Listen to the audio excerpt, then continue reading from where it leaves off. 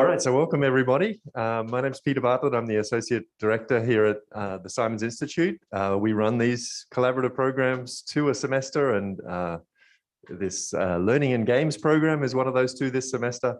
That's brought something like 75 people, or bringing something like 75 people to Berkeley. Welcome to the first workshop for the Learning and Games program, Adversarial Approaches in Machine Learning.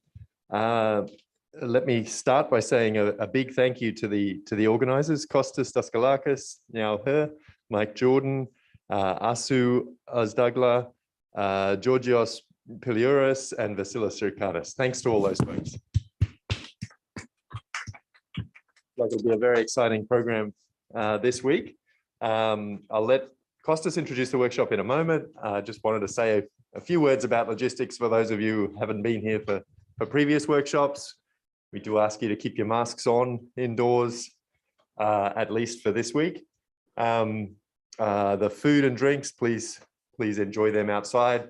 For lunch breaks, you're on your own. There are lockers on the far side of the building. If you want to leave stuff in those, there's a PIN code on the lockers. We have Omid Farr, our videographer, who'll be helping speakers hook up their computers and get microphones set up and so on. And also to introduce Kaylani Penland, who's done all the local organization. A big thank you to Kaylani. All right, Kostas. All right, thank you very much. Thank you very much, Peter. So yeah, on behalf of the organizers of this workshop, I'd like to welcome everybody who's physically present and who's watching us online. Indeed, this is the first workshop of the Learning and Games program. And this workshop is devoted to adversarial approaches in machine learning. So min-max optimization has a long history. It's intimately related to the foundations of game theory, optimization, mathematical programming, online learning theory, and has found a ton of applications in various theoretical and applied fields, but it keeps on giving. So we still don't understand, the full scope of its applications. And specifically, in recent years, we don't understand the applications that arise from its application, the questions that arise from its applications to machine learning. And the purpose of this workshop is to understand those applications and dive deeper into both the optimization aspects of those applications, but also thinking about the future potential future applications and scoping the full range of both the theory and the practice of min-max optimization in this field. So we have an excellent sequence of talks planned for you. I hope you enjoyed. And without further ado, let me introduce Yang Chai, who's a professor at Yale University, who's our first speaker. And Yang, take it away. Thank you, Kostas. So it's a great pleasure to be here. And today I want to talk about our new result on the Last-Iterate convergence for constraint min-max optimization problem. And in particular, I would like to share a new approach we developed to get the result that is based on sum of squares programming. All right. Yeah, so the work is with my student Ayuris Economo, Wei Changzheng, both are in the audience. All right, let me start. And so my opening sentence is basically what Kostas just said. So I will be looking at min-max optimization and also its generalization known as the variation inequalities in this talk. So, as we all know, this min-max optimization plays a very central role in game theory, optimization, online learning, but has recently found a lot of applications in machine learning. For example, the training of GANs, adversarial examples, and reinforcement learning. So what I would like to look at is a particular important class here, the convex concave case, that is super amenable to theoretical analysis. So just let me remind you the setting. So you have two compact convex sets X and Y. and you have a loss function L that is continuous and convex concave. So convex concave here means that L is convex in X if you fix Y, and it's concave in Y if you fix X. And the goal is to find the min-max solution of this L. And so if you look at this, a very natural interpretation of this is you can think of this as a two-player zero-sum game between the min player who controls X and a max player who controls Y, while the min player pays the max player out XY. Okay. And the fundamental result by von Neumann show that, in fact, the order you take min and max doesn't matter. Min max is the same as max min. And this has a very important implication for game theory. That is, the equilibrium of this zero-sum game is actually the same as the minimax points in this problem. Okay.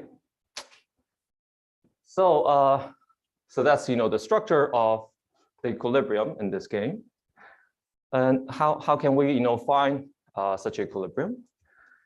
And conventional wisdom tells us that you can just run no regret online learning algorithms. So in particular, for example, online gradient descent.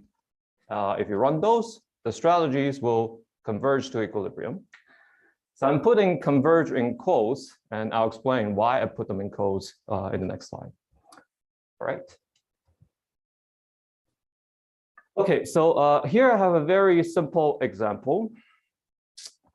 So the loss function is just x times y, and xy are scalars. Okay, really simple case. And let's say I'm running gradient descent ascent. So here x is the min player. So I'm subtracting the gradient of the loss function. Y is the max player, so I'm adding the loss function, the gradient of the loss function.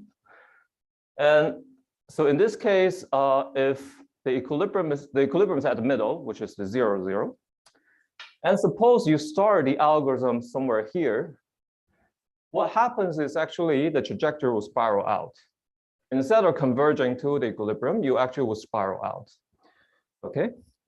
And this is not a phenomenon just happens in this or like maybe contrived, simple theoretical example. People observe this in practice as well.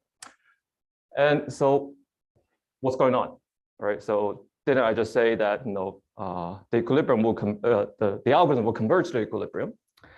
So turns out the reason is that the convergence result from these classical papers actually looks at a weaker notion of convergence, which is known as the average iterate convergence. What that means is that if you run the algorithms for capital T steps, you take the time average of those iterates, that time average converges to the equilibrium, okay? And that is consistent with the picture here, right? So if you take the time average of this trajectory, it will get close to the center. But this is kind of really weak notion of convergence. Well, basically, if you use that notion, that we can say the moon is converging to the Earth, right? And so in this talk, I would like to look at a stronger notion of convergence that is known as the Last-Iterate convergence. All right, so what I'm asking here is if you run the algorithm for capital T steps, I want the Last-Iterate to get close to the equilibrium as I increase capital T. All right. So of course, this is a theoretically more appealing notion of convergence. But I would like to argue there are several, well, I'll give you two other reasons why we should care about Last-Iterate convergence. So the first reason is that, so I'm looking at convex concave settings, but maybe eventually we would like to go to non-convex and non-concave settings. So if you're in a non-convex setting, taking the time average might not make sense, right? So a big rationale for taking time average is because you have convexity. So without convexity, taking time average does not really make sense. So maybe they really want to understand what's happening with the Last-Iterate. And it's important to develop tools to understand the Last-Iterate. Okay, so let's start with basic convex concave setting to develop those tools. The second thing is that, so if you just have a central entity, you want to compute the equilibrium, you can use this average iterate convergence algorithms. That's totally fine. But maybe you would like to think about these algorithms as dynamics that are run by agents. So each agent has an independent copy of this algorithm and they're running independently. So in that case, average iterate convergence does not really tell you what happens in the system. Only at last iterate convergence will. Okay, so that's the second reason why I want to look at last iterate convergence. All right, so that's the convergence measure I want to think about. All right, so let's look at this issue a bit more to understand why we have this spiraling out behavior if you run gradient descent ascent. So, so when we start the algorithm here, the gradient is going to push it to the blue point and so on and so forth. Okay. So when we see this spiraling out behavior, what happens is usually, or exactly this is the case here, that the algorithm gives you the wrong momentum. It actually pushes away from the center. Okay. And so if you want to get last iterate convergence, your algorithm will need to correct this momentum. Okay. And a natural idea is perhaps we can come up with an algorithm that suppose say it starts with here at the end and it spirals in. Okay. If we can come up with an algorithm that has this kind of behavior, then it corrects the momentum and will converge. And turns out there is an algorithm that does that, which is known as the proximal point method. It's very similar to GDA. The only difference is that I'm not updating using the gradient at the t step. I'm updating using the gradient at the next step, at the t+1 step. Okay. This might seem like a minor change, but it's actually a big deal because now this one iteration is a fixed point computation problem. Okay. Because I don't know what's t+1, so it's a fixed point. Okay. So quite expensive to do, but if you can do it, you will spiral in. Okay.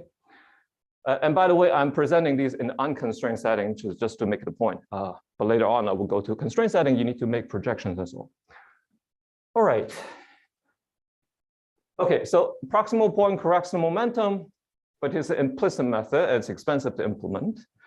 The good news is there are actually several easy to implement explicit methods that can be viewed as approximations to the proximal point method. So I'm just introducing two very well-known ones. The first one is the extra gradient method by Kopolevich.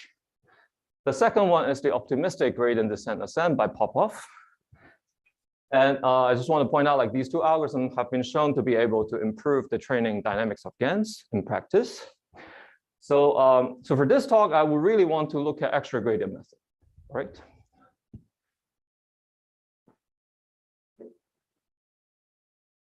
So what are the existing results for last iterate convergence? I'm borrowing this slide from Kos's tutorial. So, so if you want asymptotic convergence in the last iterate sense, actually the classical results already give us the answer.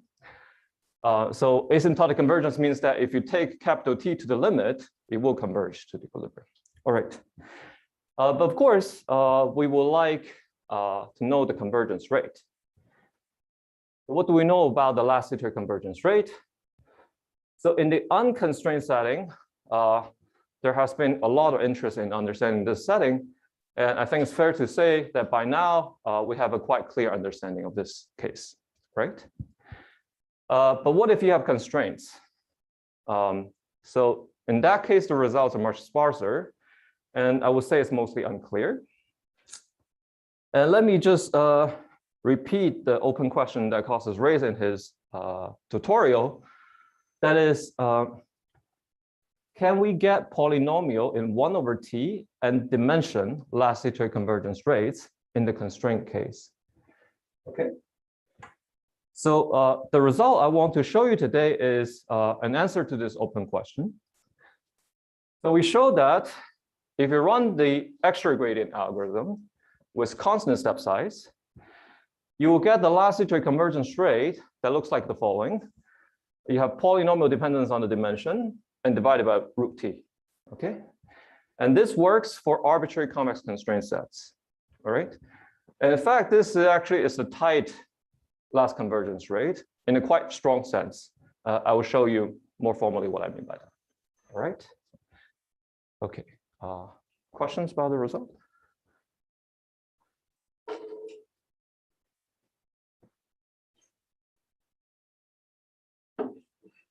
Okay. Let me move on. Okay, so before I can describe the result formally, let me fix the notation. Okay, so I'm looking at a smooth convex concave min-max optimization problem. So to make the notation lighter, I'm going to use this way to write things. So I'm going to write Z as the Cartesian product of x and y. I'm going to use little z to denote the strategy profile, xy. And we'll also have a operator f. So f of z is just you combine the two gradients with the correct sign, okay? And so f, this operator has two nice properties. So the first one is f is monotone. And this, you can show it not without too much trouble. If L is convex in X and concave Y, the following inequality is true for any Z and Z prime you choose. Okay, so this is called a monotonicity. And also because the loss function is smooth, F is actually Lipschitz. Okay, and I will use capital L to denote the Lipschitz constant. All right. Okay, so we're interested in finding an equilibrium in the set Z star. So that is equivalent to saying for any Z in this constraint set, this inequality is true. So let me explain why this is true. So the way to think about this is this tells you how much more you can get if you deviate from Z star, essentially. Okay. So you want to say Z star is equilibrium. So that's the same as saying that if you deviate from Z star, how much more you can get. Okay, so this term here essentially captures that. Okay, and so if you say this is less equal than 0, that means deviating is not going to help you. All right, so that's equivalent to saying Z star is an equilibrium. Okay, so so I actually want to go to a more general setting than just convex concave min-max optimization. So I want to talk about variation inequality, monotone variation inequality. So that is basically the same as what I wrote here. So I also have a domain Z, which is convex and closed. So the only thing I'm removing is that I don't require Z to have this structure, which is a product. Okay. I also have an operator F. But now I'm removing this requirement that F needs to have this form. Okay. And the goal now is I want to find a Z star that satisfies exactly this inequality. Okay. The inequality that guarantees that Z star is an equilibrium in the convex concave game. Okay. So I think this should be quite easy to see. It is a generalization of the convex concave game. And so I'm going to just be mainly talking about this problem. And there is some benefit for going to this more general setting. One is that this allows you to go beyond two-player games. You can capture multiplayer games using this model. You can capture what's called the multiplayer monotone games. And that includes, interesting games that have been studied quite a bit in the literature, for example, zero-sum polymatrix games, zero-sum socially concave games, and so on. Okay. So that's the setting I want to really look at. But whenever I say variation inequality, I use this notation. Feel free to think about it just in the convex concave game as I described here. The results will essentially be the same. All right. Okay, so so the main algorithm I want to focus on is the extra gradient method. So now I'm really showing you the algorithm in the constraint setting. And so let me just explain the algorithm. This is one iterate of that algorithm using this picture here. Okay, so I have a domain Z, all right, And so ZT is the tth iterate of that algorithm. So first, I will take one gradient step. Okay. So that step may take me out of the feasible region. Okay. So eta here is the step size. And I do a projection. So I do an L2 projection back to the domain. Okay. So now I get the half step, which is a ZT plus 1/2. So I'll also call it the midpoint. And now, so what I want to do is I want to figure out what is the gradient at this midpoint. Okay. I'm going to update ZT using that gradient. Okay. So I'm doing two gradient computation. That's why it's called the extra gradient method. Okay, so I'm using the midpoints gradient to update ZT. Again, it might take me out of the feasible region. Okay, I project it again. So I get ZT plus 1. So all this business is one iteration. All right. That's the extra gradient method, and that's the central algorithm we want to analyze today. Okay. All right. So what is the main result we prove in this paper? So the theorem we prove says that, okay, you take Z to be any complex convex set with diameter D. Take F to be any monotone and L-Lipschitz operator. Okay. So now you can take any step size that's C over L for C that's a constant between 0 and 1. Okay. So you run EG with that step size. Okay. And we'll get the following guarantee. So let me first tell you what is the convergence measure we're using. So we're using the gap function as the convergence measure. So the gap function is defined as follows, right? So you find the maximum Z prime for this inner product. Okay. Just recall that the monotone VI tries to find a Z star such that this quantity is 0. It's less equal than 0 always. Okay. So if you actually find equilibrium or find the solution of the VI, even you maximizing over Z prime, this is less equal than 0. Okay. So if you have an approximate solution that might not be less equal than 0, but as long as I can upper bound it and show it's very close to 0, that means I'm close. Okay. So that's the convergence measure I'm going to use. And this is the standard convergence measure. So it's not something we come up with, it's the standard one. And what we show is that this gap function decreases in this particular rate. So the first term here is a constant that depends on the C you choose in the step size. Here it's dependent on the time t, the diameter, and the Lipschitz constant. Okay. And so I want to say that, so this is for monotone variation inequality. If you go back to convex concave games, there is a notion called the primal dual gap, which is also used as a convergence measure. The gap function is an upper bound of that. So it's actually harder to bound the gap function rather than that. All right. Okay. So I'm stating the result for compact set. For the experts in the audience might be wondering, is compactness really needed? Because there are results for unconstrained setting, right? So there is a Euclidean space, it's not compact. So it's actually not needed. You can remove the boundedness assumption. You just need to adapt the gap function definition slightly in the standard way. Okay, so it carries over to there. Okay, so I was saying that this bound, this rate, is tight in a very strong sense. So what I mean by that is actually matches the lower bound in all three parameters we have here: the time t, the diameter, and the Lipschitz constant. So it matches all parameters. Okay, so the only thing that might not be tight is the constant. All right, so the lower bound is due to Golovich and co-authors. Okay, so that's the main result.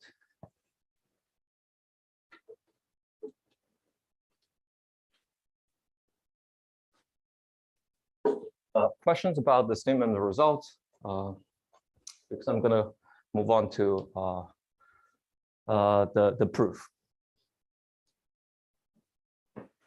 Yeah. The unconstrained case, what is the form of the upper bound? So you don't have like D, right? Say again, sir. Oh, unconstrained. Yes. So could you repeat the question? Right.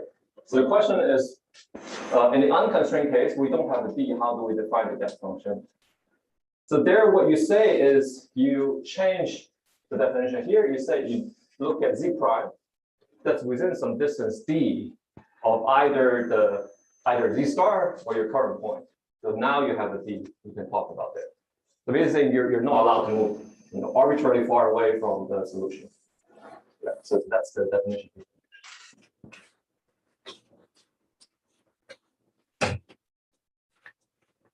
Yeah, now that you mentioned that, I should point out that this actually was true for the unconstrained case, the lower bound.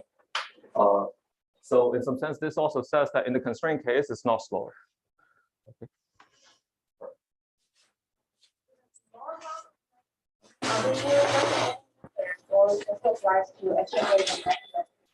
So I think they proved it for a repeated question.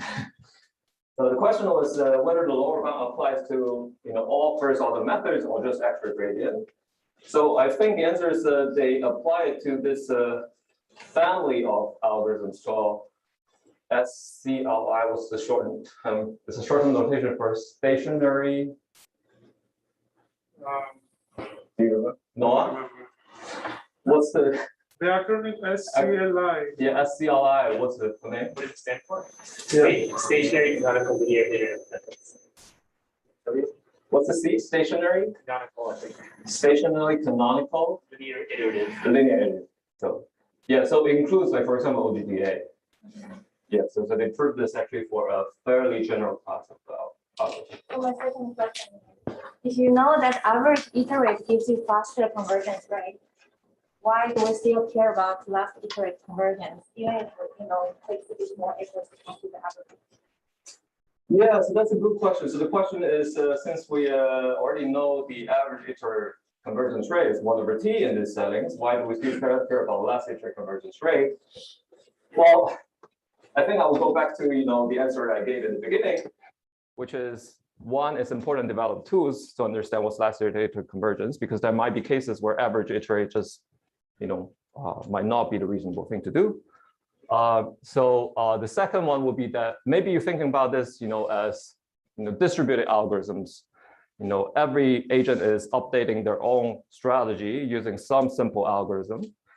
And if you only have average iterate convergence, you converge to something called the CCE. Okay, but that's a weaker concept. If you have last iterate convergence, you can maybe say really the behavior converges to natural equilibrium. So from a game theoretical perspective, that there is a big difference between the two. Yeah.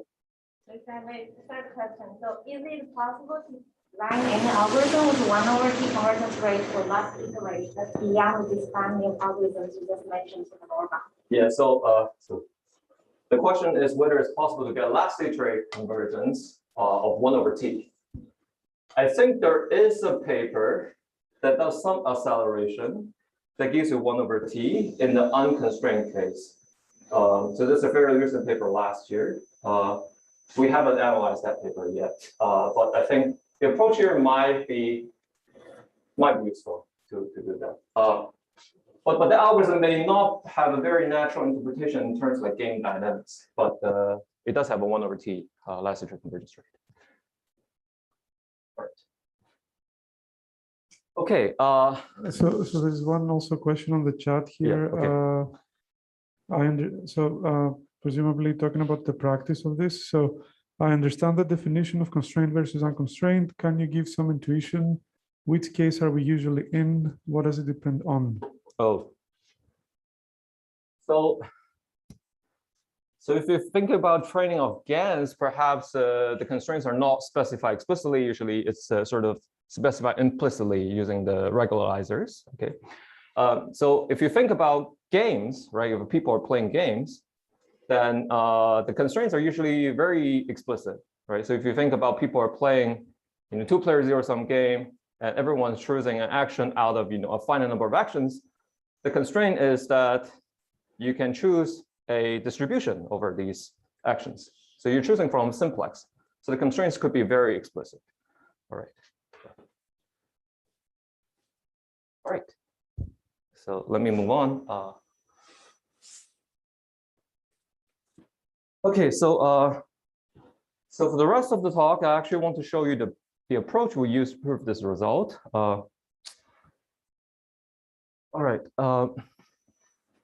So first, let me introduce a different convergence measure that's actually more useful for us.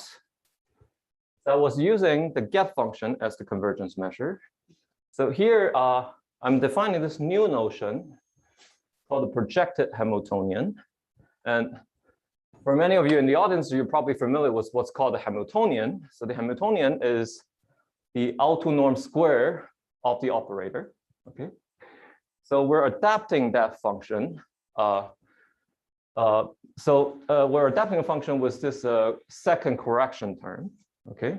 So why do we do that?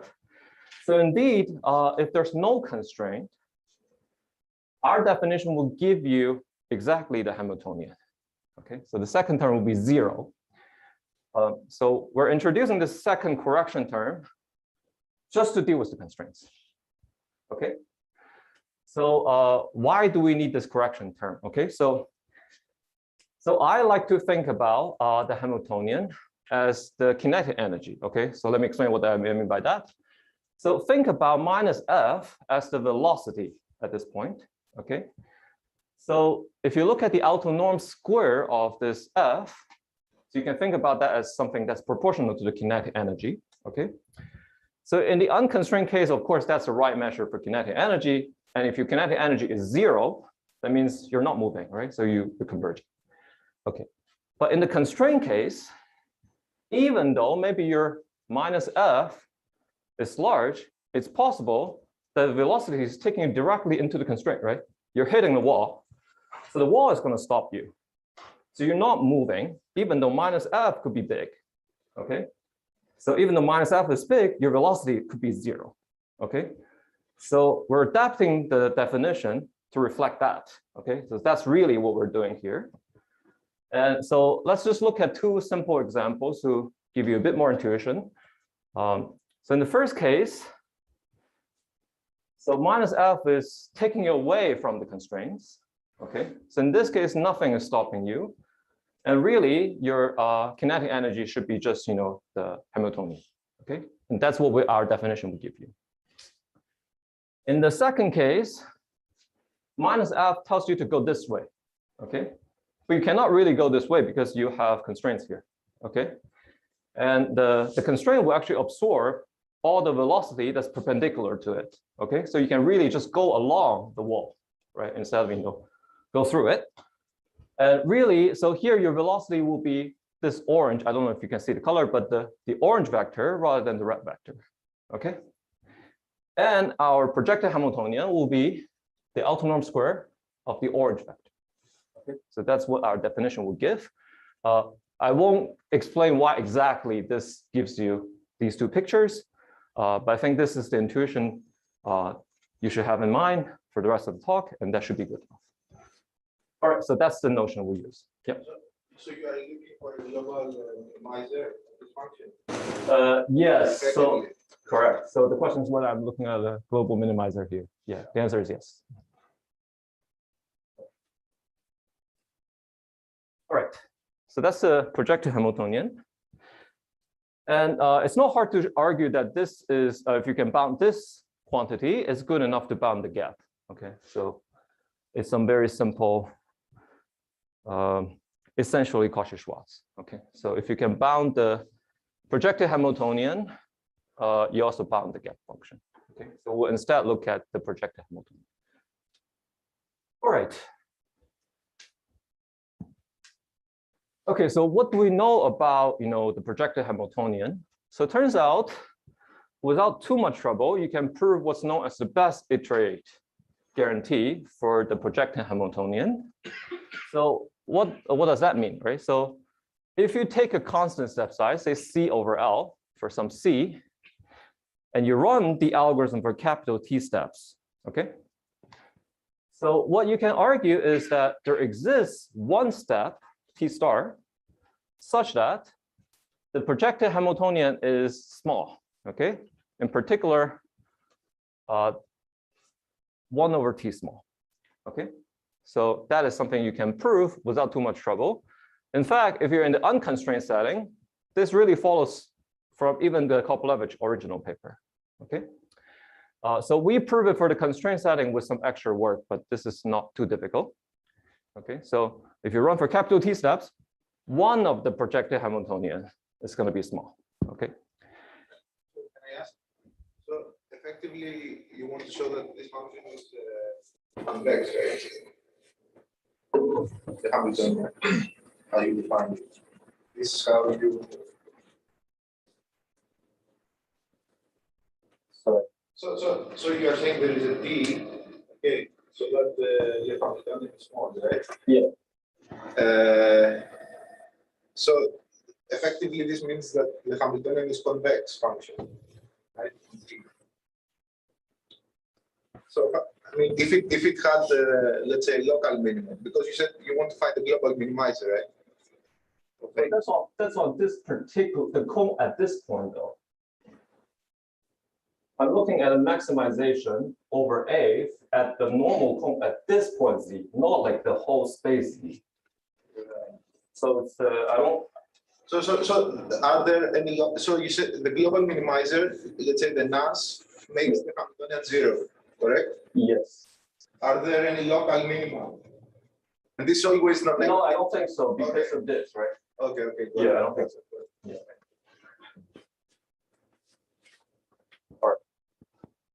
Sorry, this follows from the average case convergence of. It's a right. So okay. Should I repeat your question? So the question is whether the best iterate follows from the average iterate. I wouldn't say exactly, but it's the same proof. Like from that one proof, you can get both. Okay. All right. Okay, so this best iterate convergence is something more or less follows from the classical work. Okay. So if you want to get last iterate, here's one simple strategy. Okay. If you argue the projected Hamiltonian is non-increasing over time, then what is the best iterate? The best iterate is the last iterate, right? Because it's monotone. Agree? Okay. So then we get a last iterate convergence, and that is the strategy we would take. Of course, we're not the only one to realize this is a good strategy to take here. In fact, that's the strategy used in the unconstrained setting to prove the last iterate convergence as well. So the paper by Golovich and co-authors, they use this. They show that they did not exactly show the Hamiltonian is monotone. They show the Hamiltonian cannot increase too much between two iterates under some extra conditions. There's a recent paper, but that was enough to prove the last iterate convergence. There was a recent paper that proves monotonicity without this extra assumption. Okay, in the unconstrained setting. All right. So what I want to show you next is a really simple proof for the monotonicity of the projected Hamiltonian. And it's really simple. In fact, all the details will fit into one slide. So I want to show you that. All right. And so it's roughly the same as what they prove, but actually our proof allows you to take a bigger step size and arguably simpler. Okay. So let me show you the proof. All right. So take any step size that's between 0 and 1 over L. Okay. And I want to prove to you so now it's not the projected Hamiltonian because it's unconstrained. Okay. So there's no projection, just the Hamiltonian. I want to prove to you the Hamiltonian is monotone. Okay. All right. So first I'm giving you two inequalities. So these are like quite easy to verify. So the first one, this is just a monotonicity between zk and zk plus 1. Okay, so that's a monotonicity. The second one is the Lipschitzness, right? The L-Lipschitz is between the endpoint and the midpoint. Okay, so two quite self-evident constraint inequalities. Okay, so here's the extra gradient method. I'm going to use the update rule to do some change of variables. Okay, so first I can replace this difference by eta times the vector field at the midpoint, right? Just because the update rule here. Okay, so I also do a little change of variable here. So zk plus 1/2 minus zk plus 1 this, I can use the update rule to replace it in this way. Okay? So very simple change of variable using the update rule. Okay, so I'm rewriting these two inequalities after changing the variables. So this is really just changing the simple change of variable. Here I'm doing a little bit extra. That is, I'm using the fact that eta times out is no more than 1. Okay, so subtracting 1 times this quantity is makes it even smaller. All right, so that's the second inequality. Okay, so let me call the left-hand side here term A, the left-hand side here term B. Okay. All right. So I need one more equation to show you the proof. Okay. So I'm looking at the difference to the Hamiltonian. Okay. Because if there's no projection, it's really the L2 norm square of the two vector fields. Okay. What I'm doing is, all right, so I'm going to add 2A plus B to this difference. Okay. And the claim is this is 0. It's an identity. This is exactly 0. Nothing else. I'm not using anything else. Okay. And very easy to verify. You can expand everything. Okay. It's the inner product of this thing, of between inner product of that and this. This is 0. Okay. So you can verify this quite easily. But the point is, this is 0. Okay. What I get here is 0 because these two are non-negative. Clearly, sorry, these two are non-positive. So clearly I have monotonicity. All right. So that's the proof. I think everything in one slide was relatively big fonts. Okay. So really simple proof. But I would say this is something that's easy to verify, but perhaps not so easy to discover. So if you really think about this, it's not clear why these two inequalities. I mean, there are other monotonicity constraints you can use. There are other Lipschitzness constraints you can use as well. Why pick these two? And also, why multiply A with 2 and just add B? Not clear at all. Okay. So this is a very simple proof that you can present in your class. Okay. Usually, I think the hard question you will get is like, how do you come up with such a proof? Okay. So I think this time, I really have an answer for you. Okay. So the answer is you can use the sum of squares problem. Yep. So comparing this proof to the result you cited in the previous slide, what is the difference? So so the previous one, I think one, they use one more constraint to prove the result.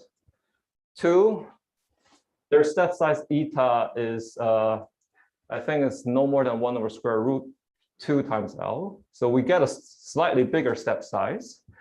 But okay, I don't think these are fundamental differences. I think the main reason I'm showing this, well, I mean, it's still a simpler proof. It's a shorter proof. But I think the approach is different. So I think that's the main difference, which I will explain. Thanks. Okay, so I want to show you how we actually discovered this proof, right? Okay, so so the way I want to think about this proving monotonicity question is I actually want to think about the difference of the two Hamiltonians as a polynomial. Okay, I want to think about this as a polynomial in 6n variables. Okay, so let me first explain the notation. So I want to use xl as to denote the else coordinate of a vector x. Okay, and so why 6n variables? So I care about 6 vectors, each n-dimensional. So the 6 vectors are zk, zk plus 1/2, zk plus 1, and their corresponding vector fields. Okay, so I care about these 6 vectors. And so what I want to do is I want to prove that this difference is non-negative whenever the variables satisfy the following polynomial inequalities. Okay, so the first line of inequality is the monotonicity. Second line will be the Lipschitzness. And the third and the fourth will be the EG update rule. Okay, so these are all polynomial inequalities using these 6 n variables. Okay, so that's what I want to prove.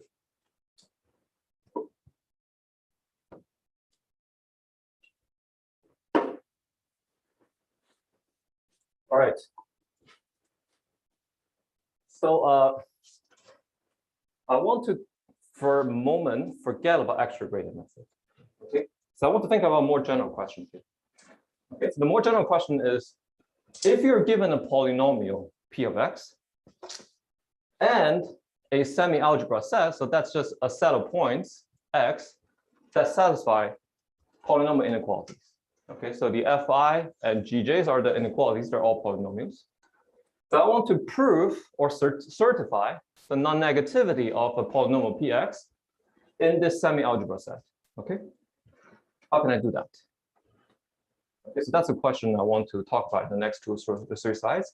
And the answer of that will help us discover the proof that I showed you earlier. All right. So an obvious certificate you can think of is that maybe p of x is a sum of squares polynomial. What's the sum of squares polynomial? Well, as the name suggests, if your polynomial can be decomposed into the sum of squares of polynomials, that's why it's called sum of squares polynomial. If you have a sum of squares polynomial, of course it's in the negative, right? It's not only in the negative over W, it's in the negative everywhere. Okay, and we use sigma squared to denote all SOS polynomials. Okay, so but this is probably too demanding, right? Like there's no reason to expect px will be sum of squares polynomials, and we're not even using the set W. Okay, so here's one possible certificate you can provide to say, p of x is non-negative over W. Here's how you can do it. Take a bunch of non-negative real numbers, sigma 1 to sigma n, some real numbers, phi 1 to phi m, okay, and one SOS polynomial, okay. Write p of x in this way, okay. If you can do that, it's a certificate. Why? S of x is non-negative anywhere, okay. Second term is 0 over W. First term is non-negative over W, okay. So that's a certificate, okay. All right, so, but you can go to more general forms of certificates, okay. So why only multiply your constraints, fi and gj, with numbers? You can multiply them with polynomials as well, okay. So here what I'm changing is, instead of taking sigma I as a non-negative real number, take it as a sum of squares polynomial. You can multiply that. And this is another certificate, okay? This is a much more general form of certificate, okay? But you can go to something even more general, okay? And this is the type of certificate we use in this paper, okay? So I'm doing 2 extra changes here. One is that I'm no longer trying to just decompose p of x. I'm multiplying p of x with another polynomial and try to decompose that product. Okay, so here q of x is a SOS polynomial. I'm also changing this term here. Okay, so what I'm doing here is I'm inducing new polynomial inequalities. What do I mean by that? So I take a subset of the fi's and multiply them together. Okay, that's a new polynomial. That has been a negative as well, right? Over W. I'm multiplying the negative polynomials. So that's this product. I multiply that with another sum of squared polynomial, add them up. Okay, so I can do that as well. If I can write px in this way, it's another certificate. Okay, so that's a certificate for non-negativity. So all 3 types of certificates are sufficient to prove p of x is non-negative. So you might be wondering, is there actually necessary and sufficient conditions? The answer is yes. If you go to something a bit more general than type 3 certificates, it's guaranteed by the positive standard shots. I will go into details here, but there is such a form. We don't need that in this paper. So we actually use type 3, and that's good enough for us. All right. What is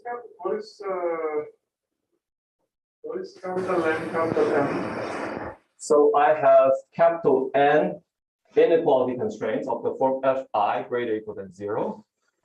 And the M is for the equality constraints. Okay. Yeah. All right. Okay, so that's the type of certificate we want to use to certify the negativity. The question is, okay, how do you find such a certificate? So one challenge is, well, in the certificate, I'm not saying anything about what's the maximum degree you want to use for Q and sigma and so on. Okay, so that's a challenge. But this turns out to be basically the only variable. Okay, so if you restrict the certificate to have degree no more than 2D, so what that means is you want the left-hand side polynomial to have degree no more than 2D. If you can do that, you can actually use what's known as the degree 2D SOS programming to search for such a certificate. Okay, so there's an algorithm to do that. And in fact, there's a package to do that. All right, so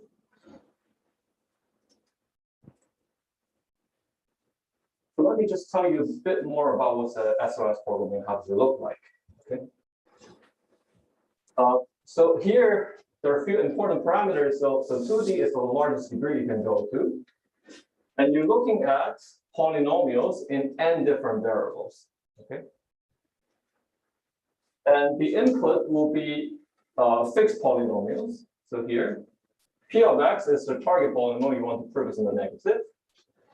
The HIs are the induced non-negative polynomials with degree no more than 2D. Gj will be the polynomials that are equal to 0. Okay. And the decision variables of the SOS programs will be other polynomials. Okay, so I think maybe this is something that's, I mean, it was confusing for me the first time I saw this. So you have polynomials as variables in this program. So Qx, sigma I, and phi j. And for Qx and sigma I want them to be sum of squares polynomials. Okay.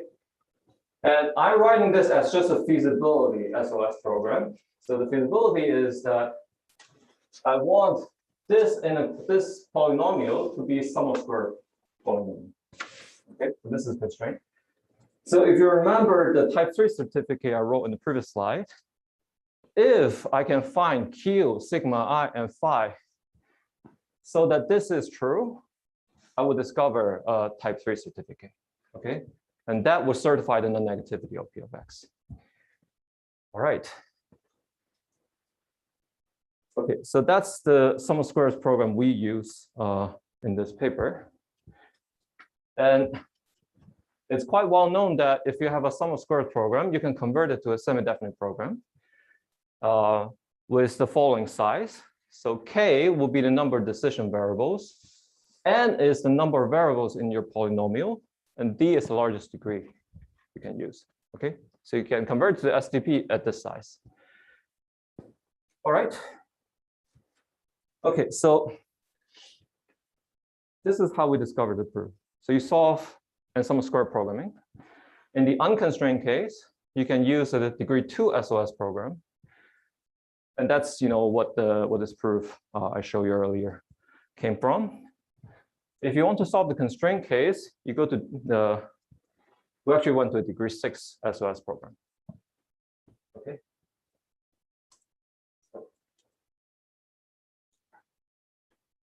Let me try to wrap up in 5 minutes and so.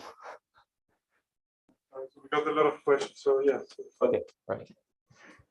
Okay. So there's one more component I want to show you. That is how you actually use the sum of squares programming in our problem. Okay, so here is a naive approach you can take. Okay. So for any constraint set Z in the n-dimensional Euclidean space, we can directly use the SOS program, like the SOS program I showed you in the previous slide, to prove the monotonicity of the projected Hamiltonian. Okay, you can try to do that. But what you would get is a SOS program for polynomials in n variables and you get number of constraints of z many decision variables. Okay, so this is something that scales with n, and the number of constraints you need to specify z. Okay, even if you can solve this, what you will get is just one proof for this z, right? Because you're using constraints for this z. But we want a proof that works for all z. Okay, so this naive approach will not give you the proof we want. So instead, what we did is that we first apply what we call the constraint and dimension reduction to show there is a hardest instance, and that hardest instance actually lies in a constant dimensional space. And it has a very simple geometry. The constraint set only has, in fact, 3 constraints. Okay, so now I have a constant size problem, and we can argue in a formal sense that it's the hardest case. We run the SOS on that hardest instance. Okay, so it's a small size SOS. And now you get a proof for all z, because we prove it for the hardest z. Okay. And I just want to point out the fact that we can do this reduction is really because the update rule of the EG algorithm is very low dimensional. Okay, in particular, by that I mean you only have constant of iterates involved in the update, and you only have 2 projections, or like constant number of projections. All right. So let me just quickly tell you what's the constraint reduction we did. I won't have time to talk about dimension reduction, but these two are actually quite closely related. Once you do the constraint reduction, with 2 extra steps, you can get a dimension reduction as well. Okay. All right, so what's the constraint reduction? So like in this naive approach, the way we think about the problem is fix the z, try to figure out what's the most difficult trajectory that will try to violate the monotonicity. Okay. Here we're flipping, the order we think about things. We say, first fix the trajectory, okay? Fix the trajectory, forget about z, fix the trajectory, okay? Now think about what constraint sets could be consistent with this trajectory, okay? There could be more than one, okay? Maybe many constraint sets will be consistent with this trajectory. Let's try to pin down what's the hardest constraint set z that's consistent with the trajectory. Apply SOS on that hardest instance. Okay, so that's what we do. And in fact, it's not hard to discover what's the hardest z. And I'll show you just in this picture. All right. So this is the trajectory. Okay, I have zk, zk plus 1/2, and zk plus 1. All right. So I take one gradient step. It's something different from the midpoint. So I know there's a projection happening, right? So there's a projection. If I know this is a projection, what do I know? Well, I can draw a hyperplane that's perpendicular to this vector and go through zk plus 1/2, right? What I know is the set z should lie on this half space, right? So that I can learn by looking here. Okay, so I take the gradient step here. There's a projection happening, so I learn another half space. Okay, so now with this two half spaces, I know z must lie in the intersection of these 2 half spaces. Okay. All right, so we care about the projected Hamiltonian, and let's say I know that the projected Hamiltonian at zk is this quantity. By that, I mean that AK is the one that solves this maximization problem in the correction term. At AK, I know it's something in the normal cone at this point. So I learn another half space. Okay. So really, by looking at the projection, I can conclude that the set Z must lie in the intersection of these 3 half spaces. Okay, so maybe the real Z is there. I wouldn't be able to figure out, but at least I know it lies in the intersection. Okay, so now I want to tell you, what is the hardest Z. Okay, and what do I mean by a Z is the hardest? Well, a Z is hard if it gives you a high projected Hamiltonian at the endpoint, right? Because that's the part that will make the monotonicity hardest to satisfy. Okay. So what I need to do is figure out a z that makes this quantity the highest, while still being consistent with the trajectory. And it's not hard to see that set will really just be the intersection of the three half spaces. Okay, so you can prove it formally. It's really one-line proof. I won't do that here, but I think intuitively it's clear, right? So the hardest set will be just the intersection of these three half spaces.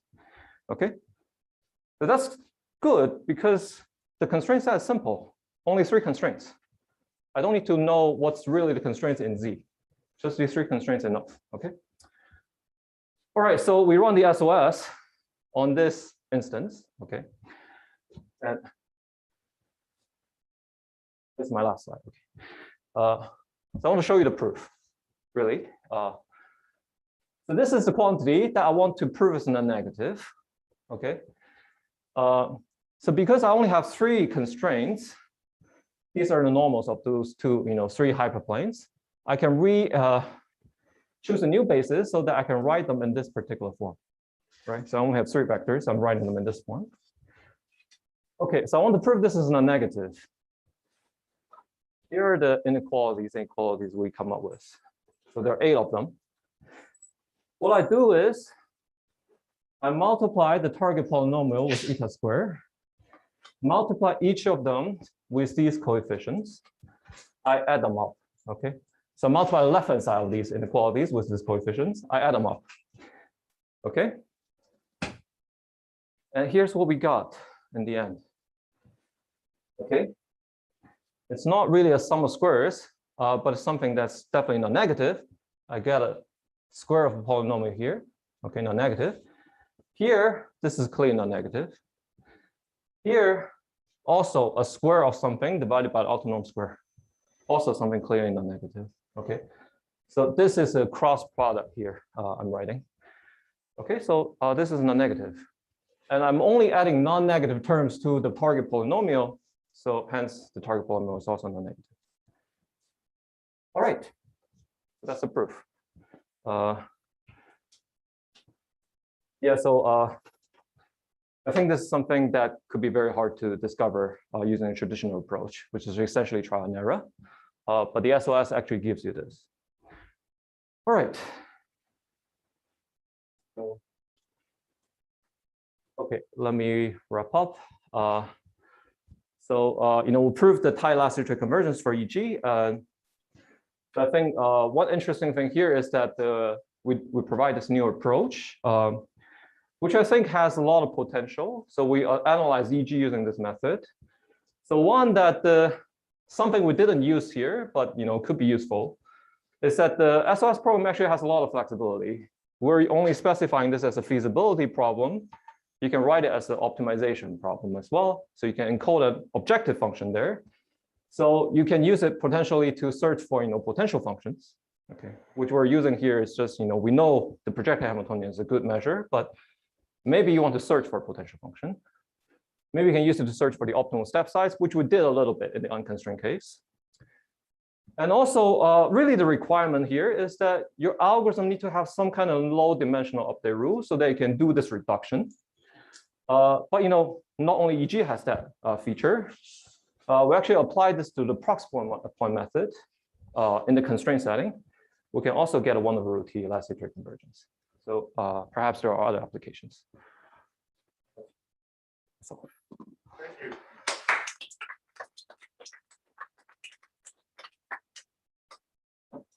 Thank you for the beautiful talk. Since we are a bit late, let's postpone questions for the coffee break. And see you again in 15 minutes at 10:15. Thank you.